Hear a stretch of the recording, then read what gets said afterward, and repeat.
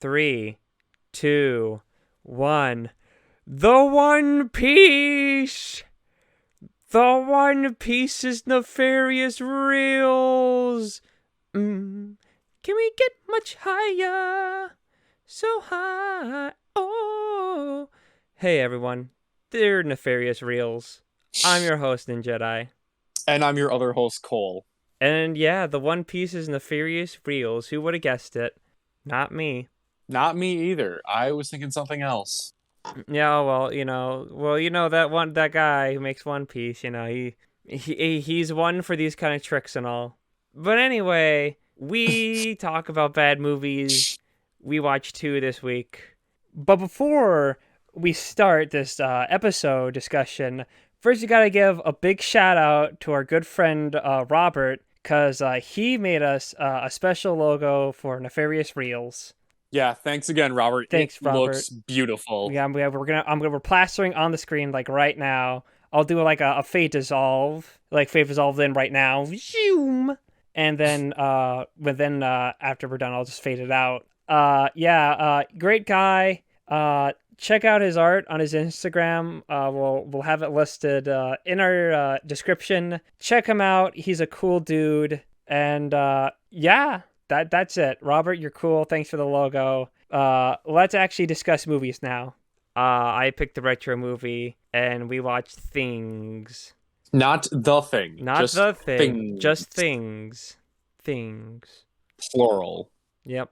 So, Things is about this mullet guy and his friend going to his brother's place in the middle of the woods, where they sit around and talk, and then occasionally they have to fight a bug. And now with that, let's what did you think of Things, Cole? I was super bored by it. I will say. Really? First thoughts, I was like super bored. It wasn't like investing boring. It wasn't even like investing bad where I could like laugh at it. I just did not really care for this one. Oh, well, clearly I must have cared for it more. I found it a uniquely weird kind of bad. Like, just the fact that, like the most obvious things, they ADR over, like, almost everything. Every line, even, like, the off-screen stuff, it's like, you can obviously tell it was ADR'd. And, like, that I found kind of interestingly, weirdly charming, but then I was like, I don't know, I didn't like it. I don't know, did not even, like, the intro, like, dream sequence? That actually was intriguing, I will say. I thought that was like the most unique part of the whole movie. I mean, it has definitely one of the funnier moments. Like, I want you to have my baby. I already had your baby. And she's got like, and it's this lady with like a devil mask on. You're just like, what the fuck is going on here? Then she strips down, and we get to see her vajayjay. Yeah, everything except for her face. Yeah. Well, I mean, we don't want to get too scandalous in Things. This is a family-friendly film, Cole. Totally family-friendly. Family-friendly. I mean, I guess they do talk about family at some point, so. This is a film about family, Cole. Yeah. But, they basically, mullet guy and his friend, who I don't remember their names, they go visit his brother, and they start drinking his beer, because he gets the rights to as a brother. But the actual conflict is, as in the dream sequence, the brother wants to have a baby, so he gets a doctor to impregnate his wife through some experiment, but it goes horribly wrong, and it forces her to give birth to these weird spider-like creatures, and chaos ensues. Chaos reigns. Sometimes.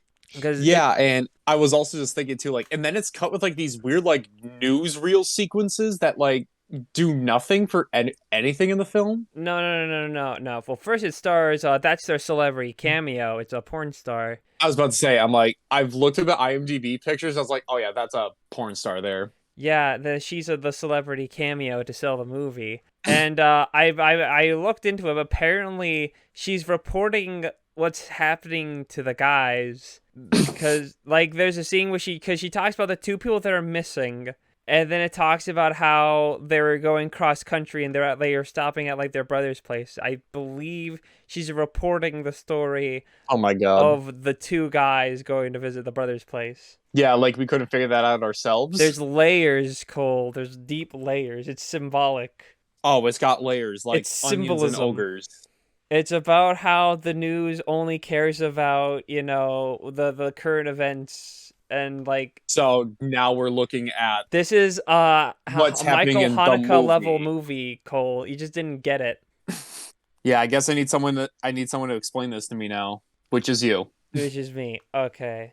Well, I'm because not going I to. guess I I didn't can't understand it. spoil it. You just have to watch it again. This is something you need to watch multiple No, times, Cole, to get. no, I really don't want to. Your loss. Your loss, my gain. Yeah, no, your loss, my gain, because I'm gonna watch this like 10 times later, to get the No, it's deeper definitely the meaning. other way around. No, no. Yeah, yeah. But enough of that. Let's actually get on Okay. topic. Yeah, let's So actually talk about this little. yeah, so that the porn star newsreels, that's like a side thing. The main focus is in this house. And I think you should give this film a little bit more credit. I think it's like when the monsters do appear, it's a lot more fun, I feel like. Yeah, but there's just so much boring talking that I just seem less interested in when the monsters show up, and it's weird because I love weird shit in movies like that, but this just I just did not really care for anything or even have unironic fun with. I mean, I don't know. I mean, I will admit there's a lot of talking. Probably what happened, they shot all the alien stuff first, and they're like, oh shit, we only have like 10 minutes of movie. We gotta pad this thing out. So they gotta drag it out somehow. Let's make sandwiches with only bread. Let's have a conversation where I spill whiskey on you and go, haha, I spilled whiskey on you and I'm gonna talk first, so that way you don't spill whiskey on me. Or how there's a scene where the power goes out, but there's still clearly the lights are on. It's just with like a red overlay on it. Yeah. Which I think they try to explain off later, where they're like, well, the emergency lights are still on. That's really Sure. weird. I will admit, it's in a similar vein of Reefer Madness. It is a bit harder to talk about because not a lot of stuff really happens in the movie.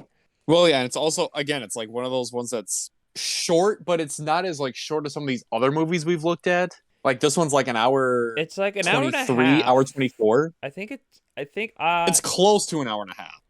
I put away my DVD earlier. Unfortunately, I'm not going to dig it out, but I do think it's about at least around the hour and a half, more or less.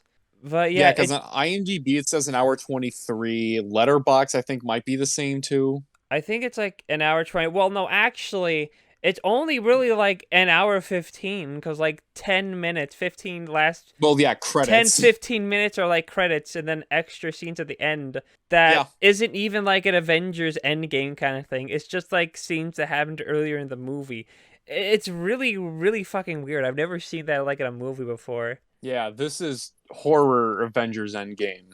Well, no, Horror Avengers Endgame would have an actual end credit scene. This Yeah. one's end credit scene is just more scenes from earlier in the movie.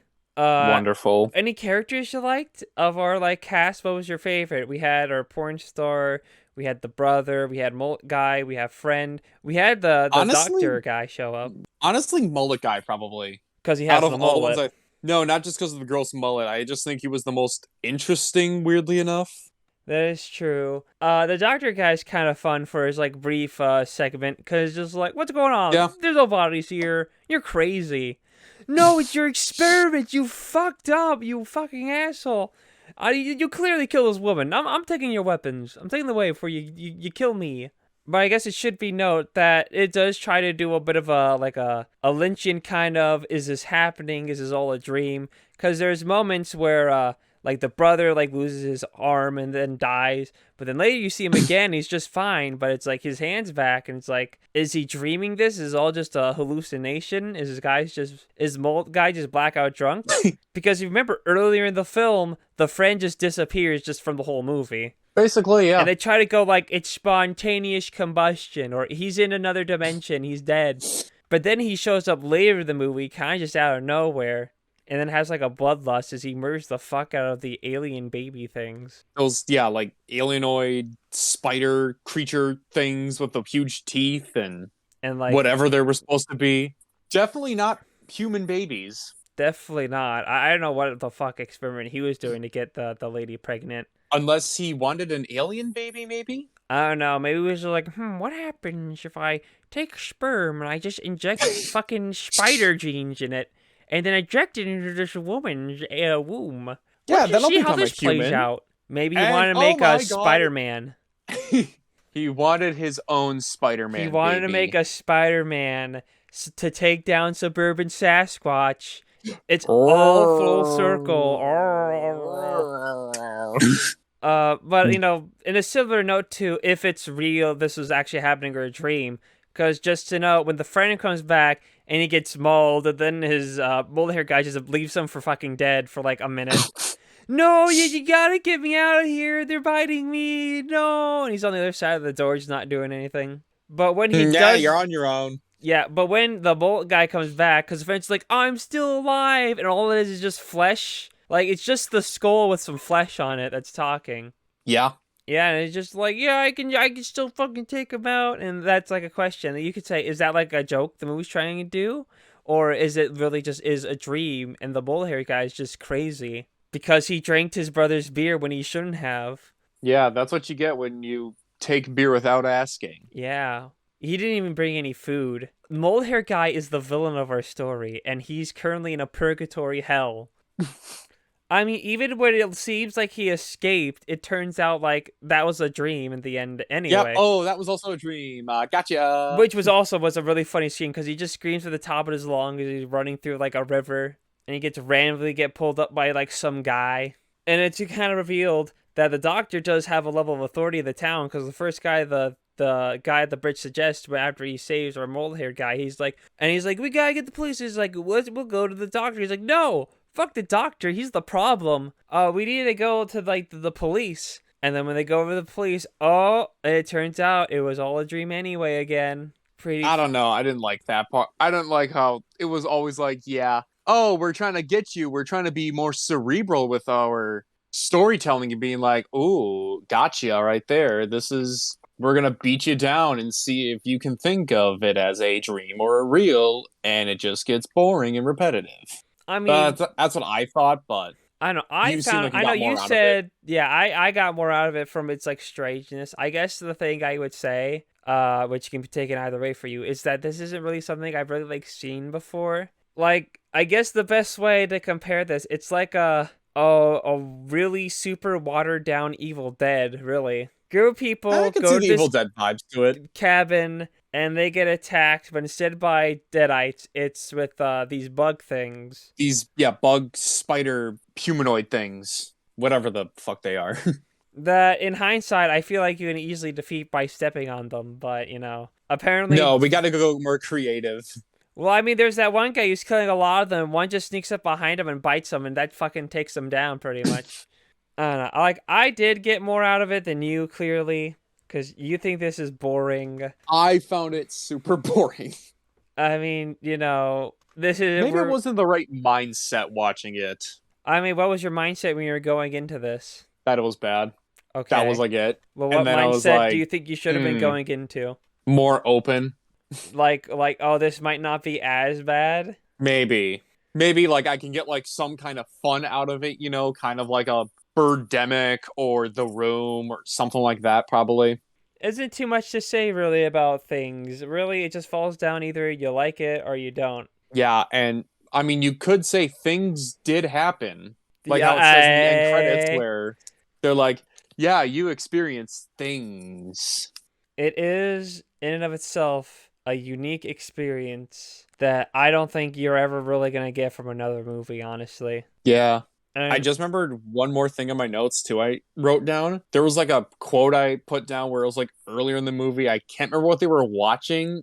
I think it was like a horror movie. It was something on the TV, and one of the guys just goes, "It's something about this company that puts out like the cheapest crap on here." And then basically is what I kind of wrote down. I was like in parentheses, and this looks like cheap crap.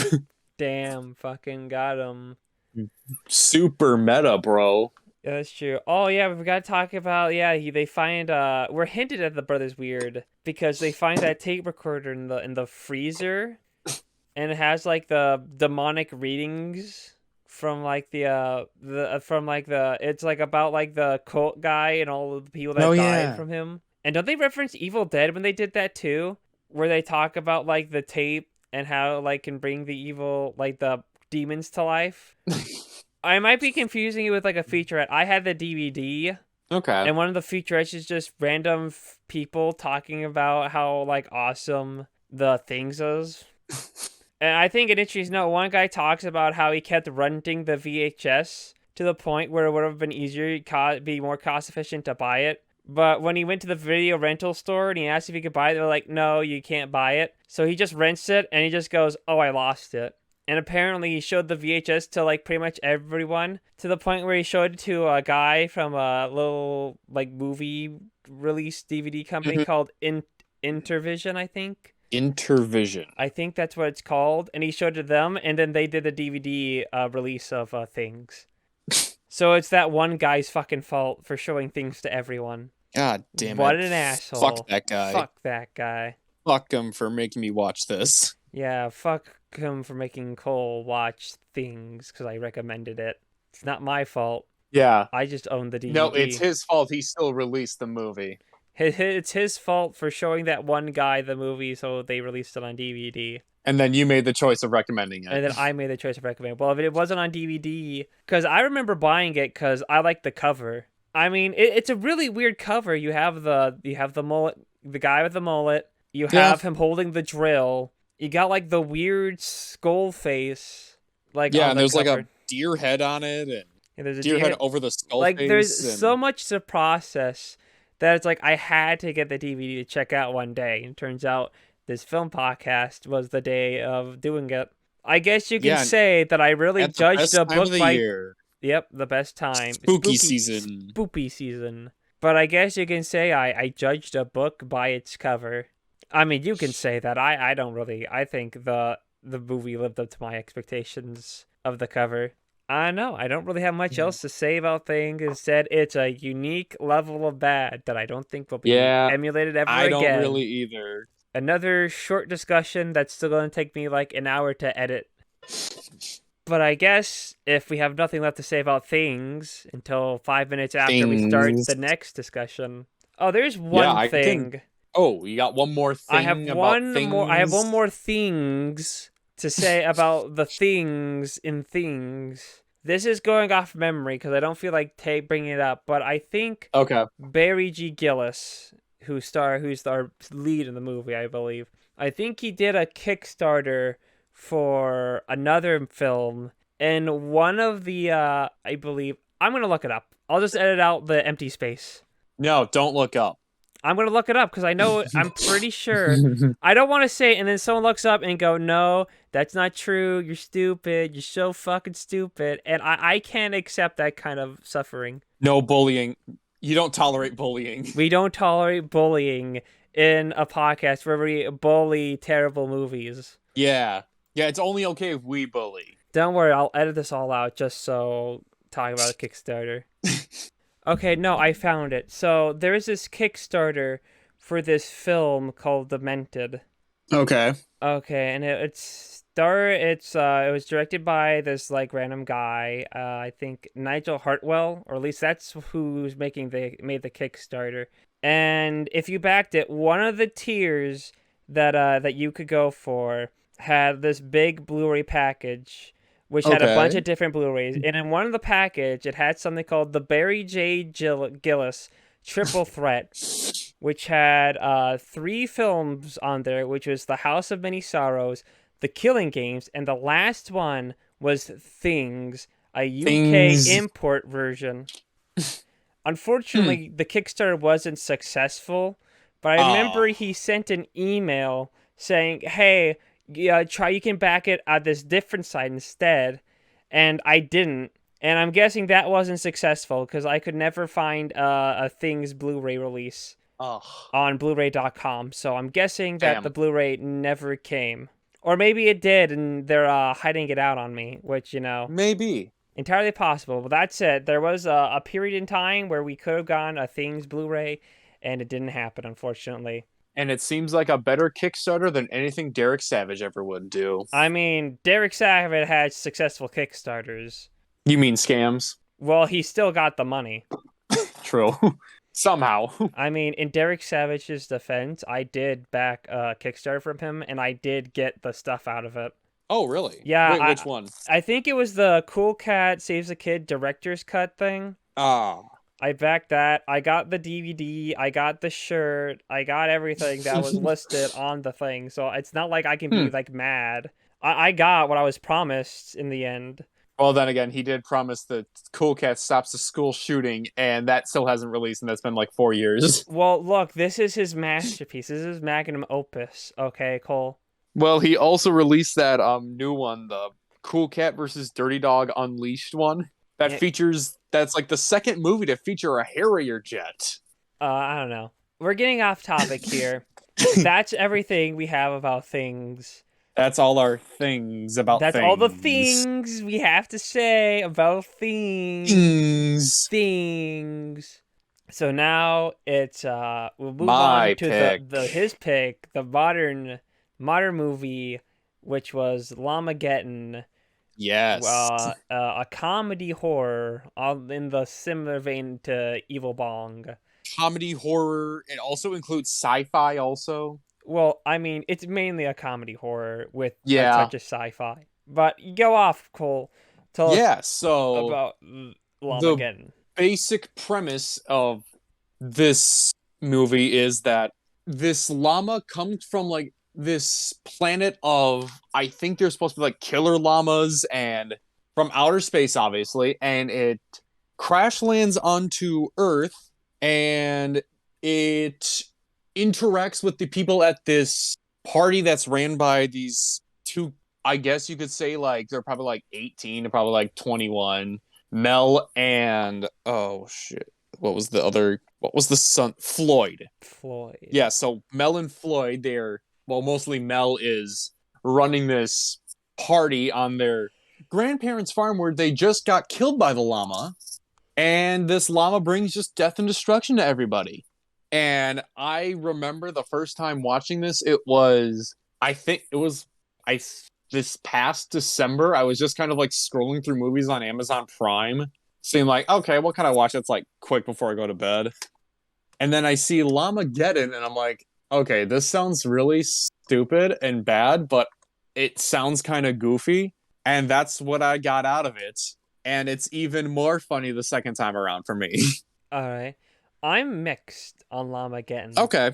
Because on one hand, yeah, it's goofy and fun, but like on the other hand, like the terribleness, it's less funny in its terrible side because clearly they're already like in on like the joke, Yeah, and it does I can understand that. like it kind of feels like, oh, if it's like something goofy or something, or someone laughs in a scene, or you get someone smirks, it's like, oh, we can keep it in because clearly this is meant to be bad, so we don't have to Obviously.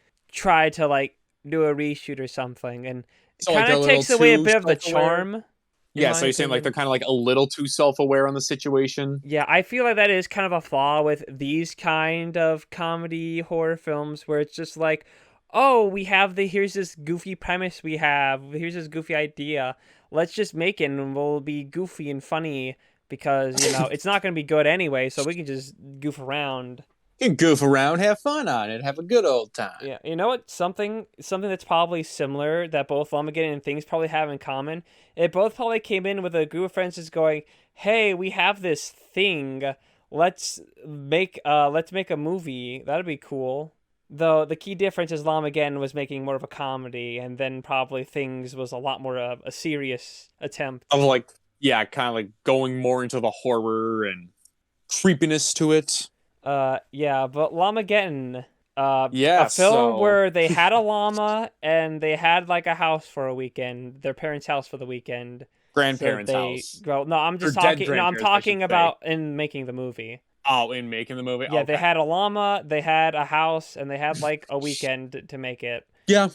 And the And llama had red eyes that were just kind of photoshopped on there. yep, in After Effects. Yeah, so the movie basically starts off with this little animation sequence where it shows like the llamas on their planet, I guess, and our titular llama goes into this, Tractor trailer spaceship. yeah, tractor trailer thing, and then it's like its spaceship, and then it basically goes on a course set to Earth, and then yeah, causes chaos there. No, we don't know if it was specifically going to Earth. It crashed into the space station and then Yeah, it crash does. landed. Where we get this Yeah, it did pointless crash little land. Yep. thing with the government checking out the spaceship, which is kind of pointless because it never really Because it's goes never anywhere. brought up again. It's just there so they can drop a couple one-liners. I'll Yeah, tell so you, they can have like I'm some too old for sci-fi this like, shit. or we might be able to study this technology for years, and we still might not even understand a fraction of it. It's just a tractor trailer with Yeah, wings. it's just a tractor trailer. Like, guys, I think you're getting a little too into this. Like, Yeah, I know you're supposed to be like smart doctors, but it's a tractor trailer. yeah, and like that's probably kind of the joke. Oh, we'll have the government show, but they don't do anything. I kind of wish that part came full circle because later in the movie they do go to it and they're just all Mm-hmm. gone. Like I was assuming, oh, that's where they're gonna meet up, and then the llama's gonna like kill all the government guys.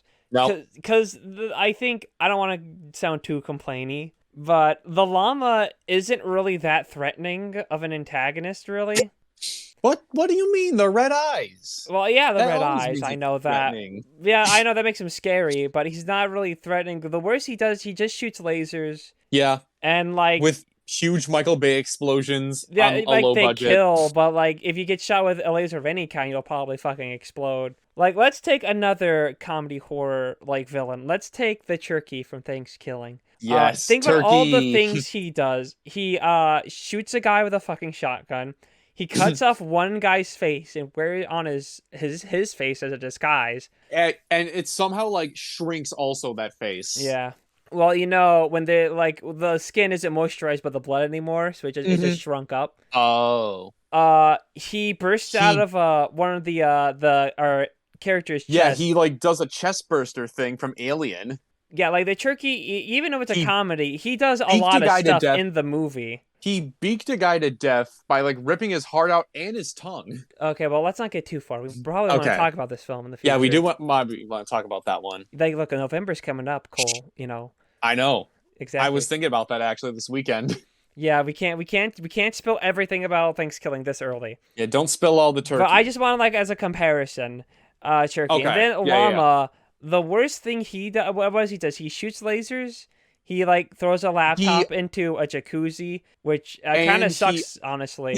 And he like punches. He steps on people to Yeah, death, like the fake punching. Yeah, more stomping and then he with spits on the a guy punching sound once. effects. And that guy turned into a human llama hybrid humanoid and gave birth to these eggs. Yeah, but Which is another thing I forgot about. They have these llama eggs and create these other killer llamas. well, no, they never do create llamas. In the animation, they do, Yeah. but it doesn't really go anywhere in the movie because he just No, kills yeah, them because all. they get kind of shot. But my main point is the llama doesn't really actually do that much threatening wise. I mean, what they should have had is the llama like fucking break down the door and like charge in and start like blasting like the whole group. I think the big flaw is they were like, oh, he shoots lasers, but we don't really have anyone else. But we have this big cast, so we need to kill off like most of them. So we'll just have the llama throw in like a thing in the jacuzzi and just kill off most of the cast. And then have that cast just like do those weird jitter moves with the post-production sound effects of electricity in water. Well, And then they one sh- guy's got a horse mask on. They should have done what they did in the movie Eating Raoul. I don't know, because I don't spoiler know what alert that for is. Eating Raoul, cover your here. It has a criterion. But in Eating Raoul, there's a scene where a bunch of people in a hot tub, and then the main character just throws a space heater into the jacuzzi, and then everyone just collapses, and it's like kind of goofy and funny. That's what should have happened. You should have everyone just fucking collapsed instantly the moment the thing went in the jacuzzi. But the llama isn't too threatening as an antagonist. And while, yes, it has lasers that can kill quickly, that's really all it has. Like, I feel like you should really ham up your antagonistic llama. Okay. But I guess, that's just one aspect. We also have all our characters, as we have Mel and Floyd, as you talked about. Yep. And their mom drops them off at their grandparents' house right after the funeral too. Yeah, which I'm assuming the mom is your least favorite character, because in your review you point out the film gets more fun once the mom leaves. Yes. Yeah, she doesn't again like she barely in it and was kind of annoying to me, but it was like thank God she's going to be out of this. She doesn't even get like a call from them at all. And I think we can also agree that like most of the acting is very, which I guess you can say is how like they're a little too into it with how the badness of it is, where they just kind of are hamming up their lines and sounding very wooden. Yeah, you know what? I bet the mom was like the actual mom of like the director. They're shooting at her house. She just wants to go on like fucking vacation. He's like, okay, I'll be in your fucking movie Yeah, I'll for be the in your first movie for like like 10 five goddamn minutes, minutes, and okay? I'm getting the fuck out of here, okay? Yeah, and then I'm going to Daytona Beach or wherever people go on vacation. Daytona. Yeah, did you also really like when they had their weird conversation about like Floyd being a kid and it's like got like that weird zoom in where it's like on their I face, but hate it's that. You can I hate argue it. some of the bad stuff is meant to be funny, but these zoom-ins, that this Those zoom artistic ins made me directorial, feel really uncomfortable. yeah, and you can maybe that's supposed to be the point, but it's like it's a probably it's supposed to make you feel uncomfortable because it's like a weird choice, and is that weird and funny? Yeah, isn't that weird? Like it's this is meta because it's a commentary on how it's bad. Yeah, see, that's one thing that Things has over this film. It doesn't have those really awful looking zoom-ins, weird Yeah, fisheye I'll give lens it that. zoom-ins. And then Floyd, he's acting like he acts like a little innocent kid at times where he's like, "But ma'am, I thought you said Yeah, you never say that." he does the South It's Park like a voice. yeah, he does like an Eric Cartman voice almost. But Wait, meme. me. Yeah, All but right, he's let's. basically the butt of the joke. So then later he can do the cool thing. Yeah, he can do the cool thing in quotes. Well, he doesn't actually do anything. His cool thing isn't defeating the llama. Jumping ahead real fast, his cool thing is fighting like the hiding spot, which has my favorite joke in the whole movie, where it's just like, "What is this? Oh, this is where Grandpa used to hide to dodge the draft." Oh yeah. That's like my favorite joke of the whole thing because he just drops it. Like you think, oh, here's just this like random like side compartment that blends in. Nope, it's just to use to dodge the draft. That was funny. Oh man. But Yeah, and then obviously we got Mel, who's like the party animal of the the family. bitch of the family. Yeah, the drunk one. Yeah, I Which guess. was also a stupid line from the mom. It's like, I know what you're gonna do. I went to college. You're just gonna throw a party and all that. Well, she was right. And obviously, she was like psychic. Yeah, called out. Well, she went to college. She studied this Yeah. kind of thing, Cole.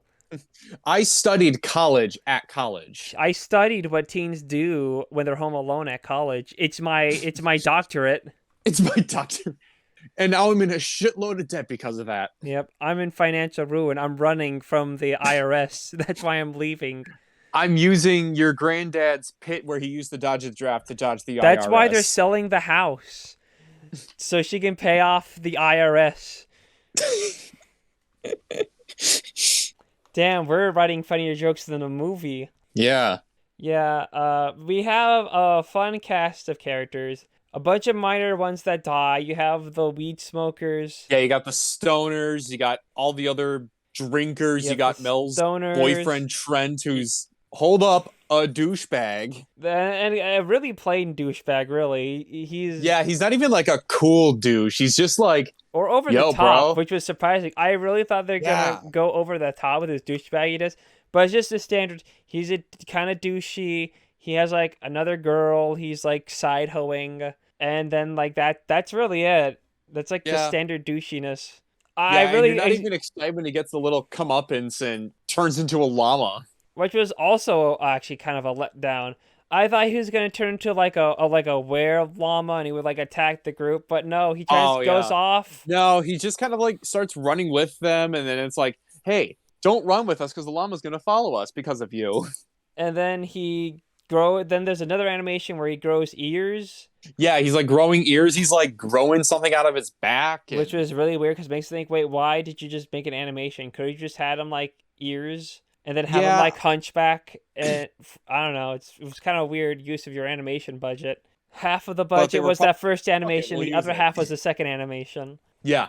But then he's just off to the side where the father of the kids show up, Yep. whose references With in his the beginning shotgun. with a shotgun, and then he just finds him laying eggs, and then he just shoots him, and it's like, oh, that's it, okay.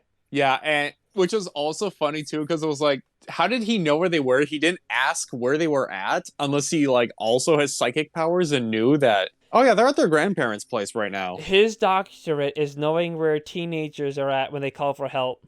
Especially his teenager children. Especially, that's why he got his doctorate. And then he What a smart divorced the man. mom and dumped all the debt on her. Yeah, now he's got these Now he's, younger girls he's fucking. and that he also might be pregnant. Yeah. And then he's like, all right, skedaddle, I'm out. Maybe he should have gotten his doctorate in safe sex. But yeah, he comes up and he kills the llama in the end, not the kids. So that whole Yeah, Floyd the arc of dad had to becoming a do badass everything. is pointless. Yeah, kind of pointless for Floyd. Well, first you think the dad dies because he fights the Yeah. llama, and the llama bites his neck, and you think he's gonna die. He dies, and then you think that Floyd is gonna come with a plan to use the machine, the thing I can't remember its name. The that tractor machine. Yeah, I can't think of what it's you're called from either. Wisconsin, Cole. You own like 10 of them, don't you? Yeah. No, I'm in the suburbs. I don't live on a farm. Oh, damn. I guess I learned my lesson. Never judge people by the state they live in. I mean, if I was in somewhere like Iowa, Nebraska, or Kansas, maybe you can judge it like that then. Yeah, we can make fun of them because we don't know anyone from those states. We don't have to Yeah. feel bad. Or Wyoming, too. Got The 'em. bland ones. Yeah, got him, guys. Take that, Ayo. states. Boom, roasted. Roasted.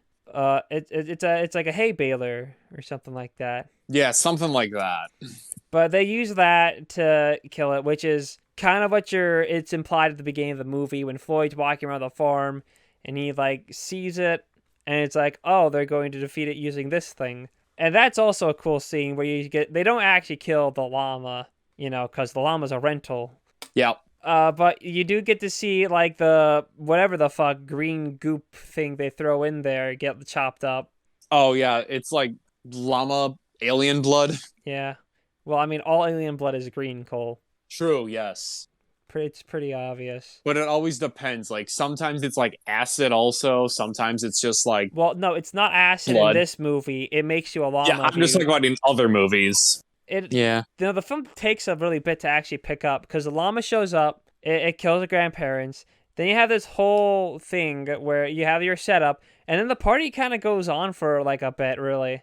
Yeah, and then you don't get the llama for a while after the first killings. Then it's just kind of like pops up like, so. Like, except when people go outside to do something, and then the llama kills them. And it's usually like smoking weed. In and then one of the stoner guys is like, there's a fucking llama out there, man. It's like, dude, you're fucking baked. Why would there be a llama in a fucking farm area where there's animals? Yeah. Idiot. What an idiot. Which is extra dumb because in the beginning of the movie, the grandparents, they see the llama and they're like, oh, looks like the llama from the fucking other farm is out here. From the neighbors are here. So there would be llamas.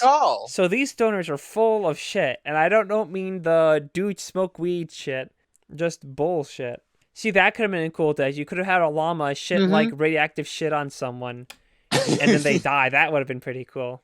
And even I'll think about the stoners too and how we talk about Evil Dead in things. Yeah. They bring up Evil Dead. I'm like, what's the better one? Oh, yeah. And then they have a joke where, like, I like the first one. I like the second one. I like Army of Darkness. And then like, I like the remake. And then Tom shows up and goes, I like the remake.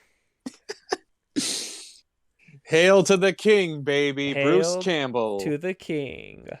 Speaking of Tom, let's talk about the best character of the movie. The best character, Dan, and all of his shirts. All of his shirts, which part of me is unsure of the joke.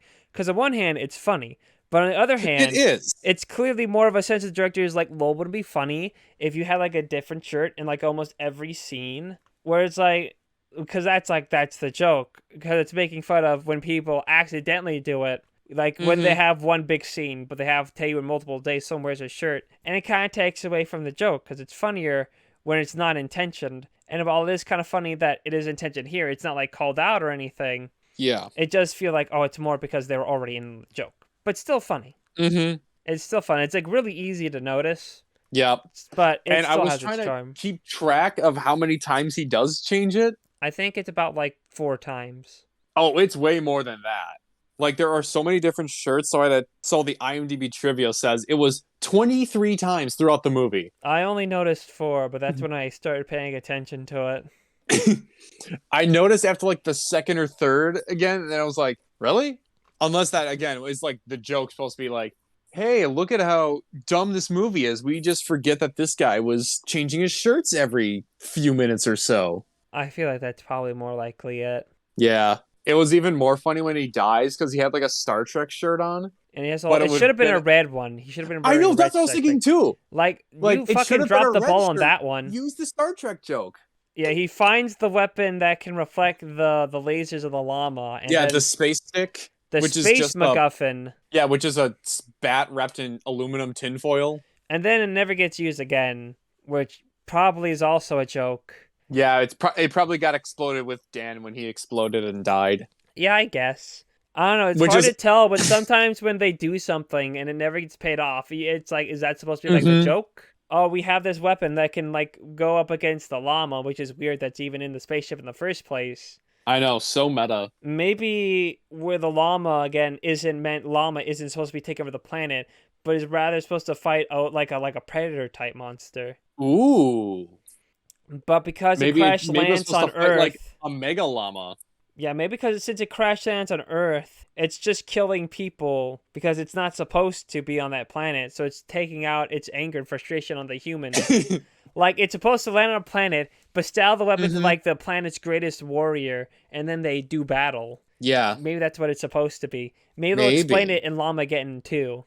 Oh, I hope there's a second one. They need to write this down and have us cameo in it. Please. We'll be the radio host guys. We'll be like, so in reports of like the mysterious deaths in this random house, people claim that it was some weird llama creature, but that's fucking stupid. No, we don't know what it is, but then you say like maybe a llama got out and killed everyone. And I'll be like, that's so stupid, and then we laugh. No, yeah, we should be like the Alex Jones type radio show conspiracy theorist hosts. You're the conspiracy theorist guy because you like this movie.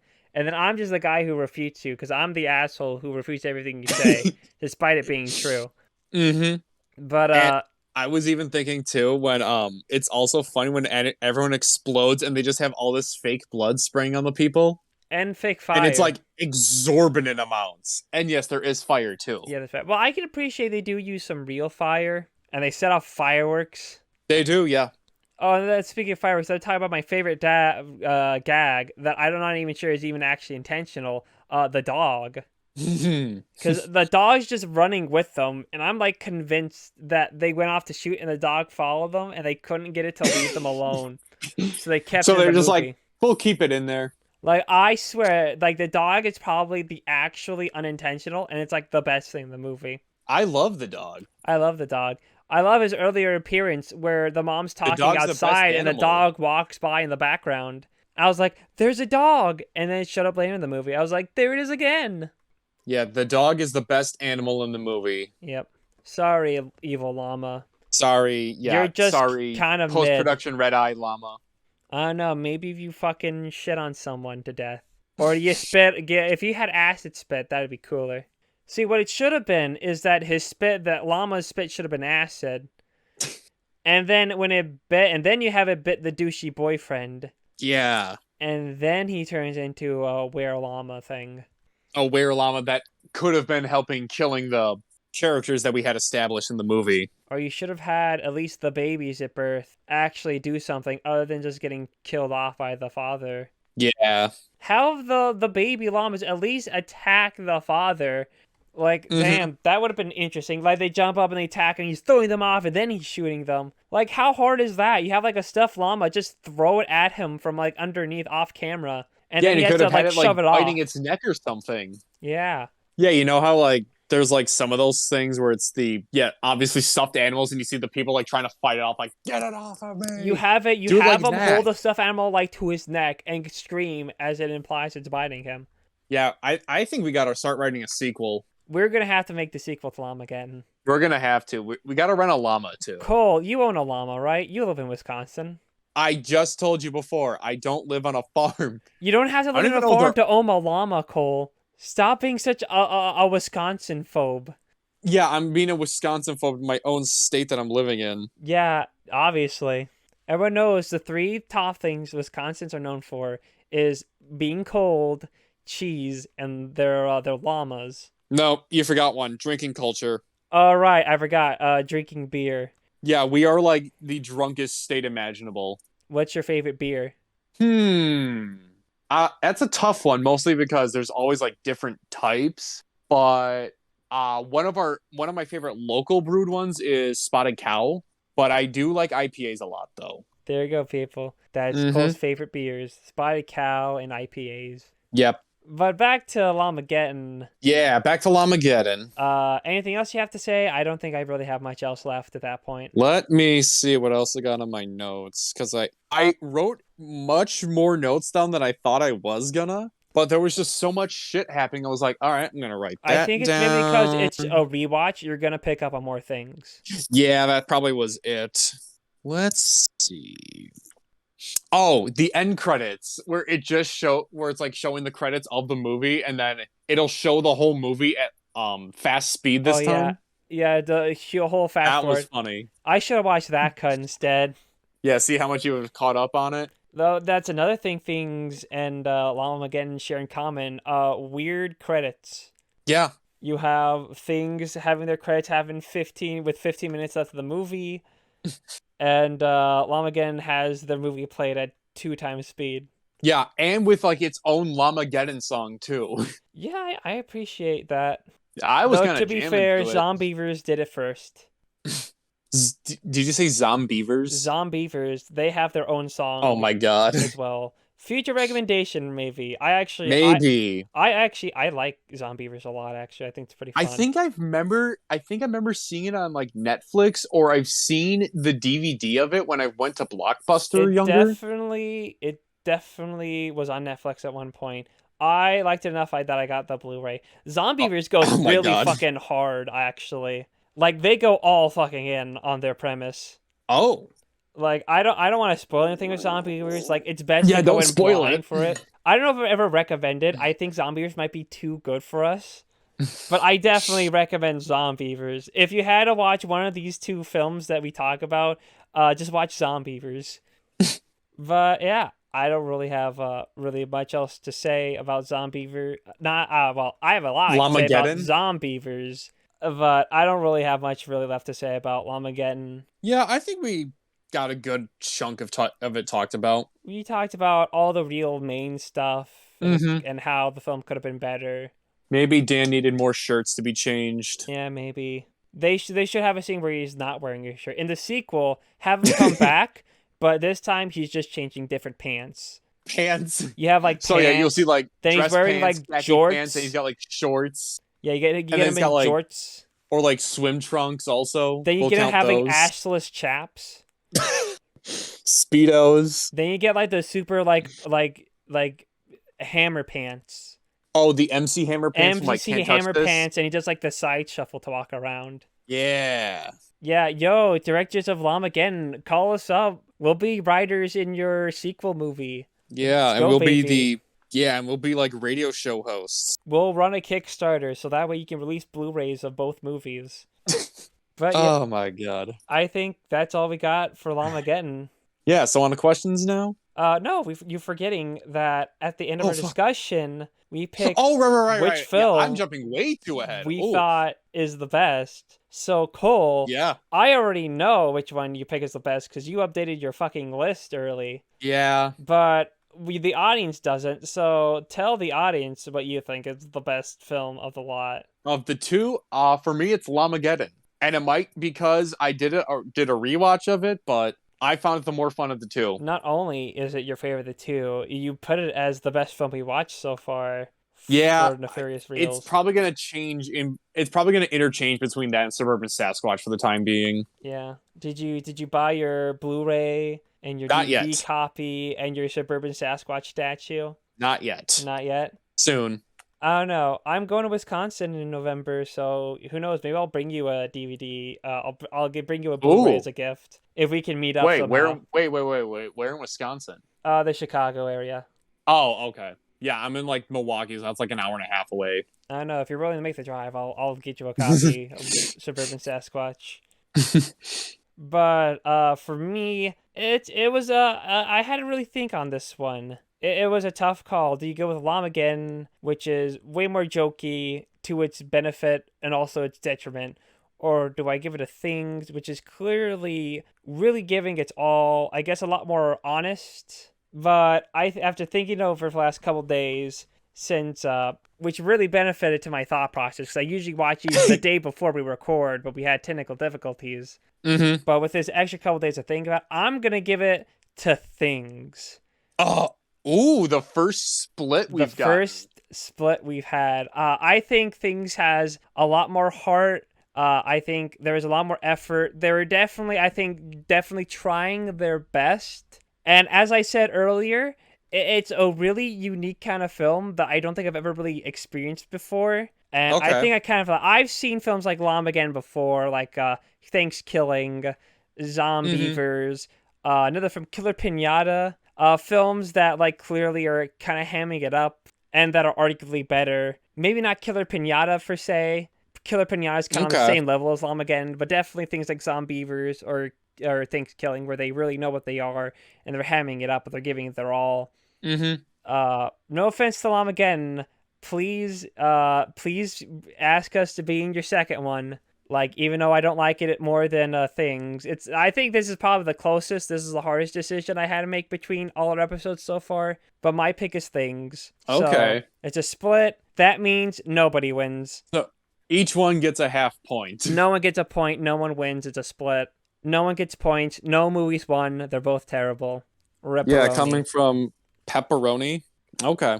All right. So now with that failure of a discussion, now we get to move on to questions. We have another 3, and our first one comes from our boy Mattias. Since a fitting question, considering that this will be released in October, what are some examples of effective jump scares? Can you recall when a jump scare legit caught you off guard? I already had one in mind when I saw the question, but from what I remember, Sinister from Scott Derrickson. I've never seen Sinister. Oh, it's a movie with Ethan Hawke where they move to this house and he finds like all these tapes of families that were killed there, and there's this like evil spirit named Bagul. Yeah, now I know who you're talking about. It's by the guy who directed The Black Phone. Yes, he did The Black Phone. He did one of those Hellraiser movies that Timmy's talking about. Yeah, I can't really think of any effective jump scares, at least none that I've seen. Oh, I wasn't done talking about that one yet. You weren't done? Oh, sorry. Yeah, because there's a scene in the movie where he's like watching one of the films on there, and it's like a shot of like a lawnmower going, but it's like, instead of seeing the person mowing it, it's kind of zoomed, so it goes down, so you're just looking at the lawnmower, and then the creature, Bagul, pops up. And maybe it was also because I watched this in my apartment alone and at school, and I had like most of the lights off except in my room, so it definitely added on to the creepiness to it. But I remember it like not being those kind of jump scares where it's like, oh, here we go, 3, 2, 1. I was like, when's this gonna happen? I'm not ready yet. I don't really have any jump scares that really get me. Like, usually when a jump scare gets me, it's usually because it's like a cheapo boo. And then I go, one of those. Yeah, where you're just like, all right, here it comes. And then boom, and jump scare. Like, I don't know. I know a lot of jump scares nowadays are so obvious when it's coming. You know the shot when they look into the room and it's empty, and then it cuts to their face going, oh, thank goodness, it's all there. And then it cuts back to the room, and then things go, boo ha ha, gotcha. Got him. Got him. I know one that a lot of people list as a very effective jump scare is the one in Exorcist 3. Oh yeah, I haven't seen that one, but I know the scene you're talking about. Like, more than likely, if you've never seen the movie, there's a decent chance you might have already at least heard about the clip. That's apparently a really effective one. Yeah, I was thinking about some other ones too, and thinking about that, and there is a scene in the original Texas Chainsaw 2 that I thought was really effective. Oh, the one where it's the guy in the wheelchair and he's got like the light showing, and then pops up his leather face, and then boom.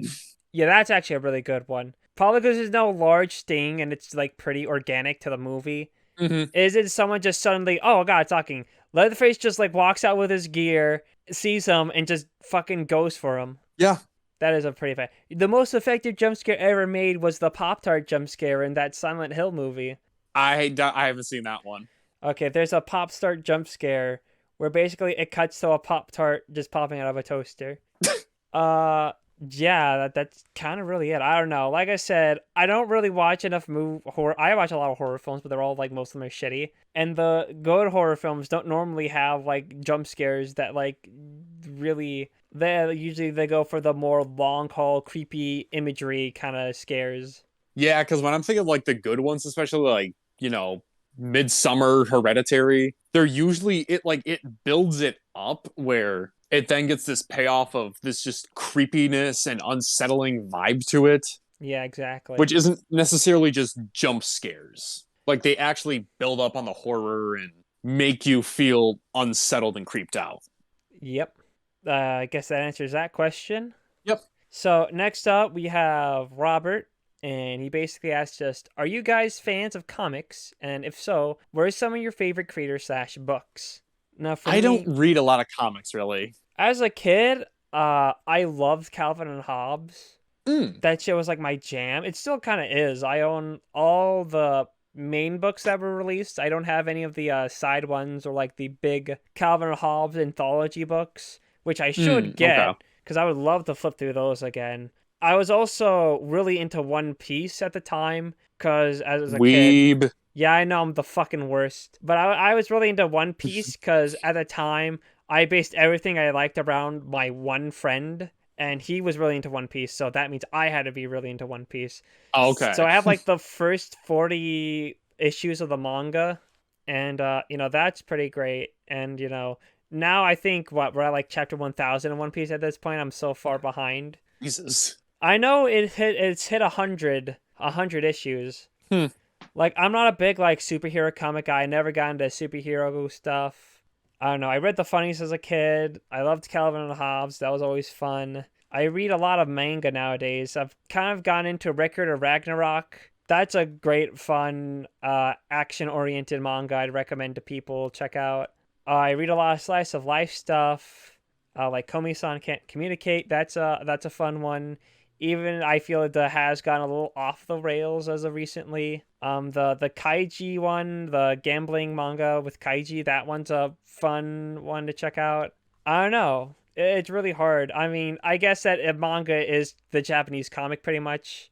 Bone, remember the graphic novel Bone? Yes. That was I big. was about to say, like, that was one I definitely remember reading, especially in like my elementary school days, because I was more like chapter books, but that was like one of those I would always read. Yeah, Bone was big. Everyone was reading Bone. Bone. But yeah, I know, like as an adult, as a man child now, the title's funny. But it is interesting with Bone because Bone has a really kind of goofy story with like a serious plot happening behind the scenes that Mm-hmm. eventually evolves into the serious story, which is actually really great.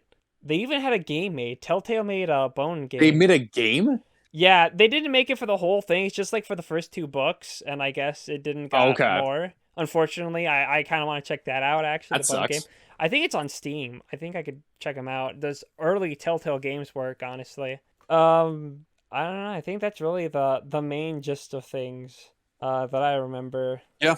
I mean, yeah, I was about to say, like, Bone really was probably the biggest comic or graphic novel I probably read, so. I should like buy like the complete like book they have for it. I know that after Bone they released a prequel comic that talks about like basically like the characters from earlier, like the grandma and like her sister, and it covers like her whole story. Hmm.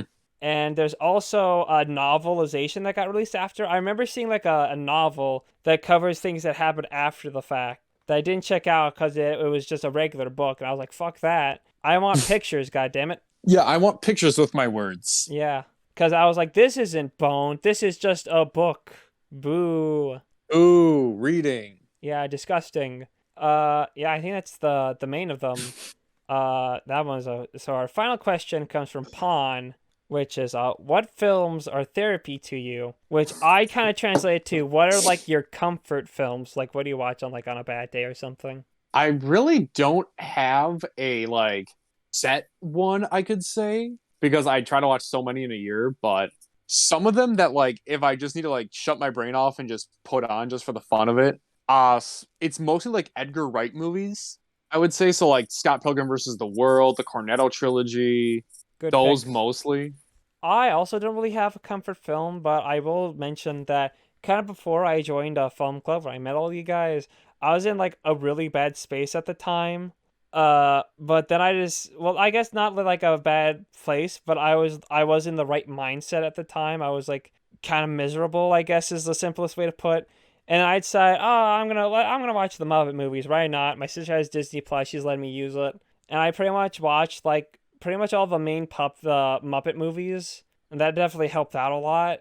Just to note, Great Muppet Caper is the best Muppet movie. The original Muppet movie has like the most heart, and Muppets Most Wanted's pretty good too. I'd recommend that.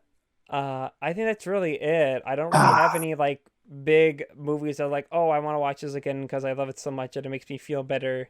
I don't know. Usually it's more like TV shows, honestly. Like if I have a bad day, I'll just watch some like nice, not too funny kind of animated show. Like if I'm feeling down recently, I'll usually watch like home movies.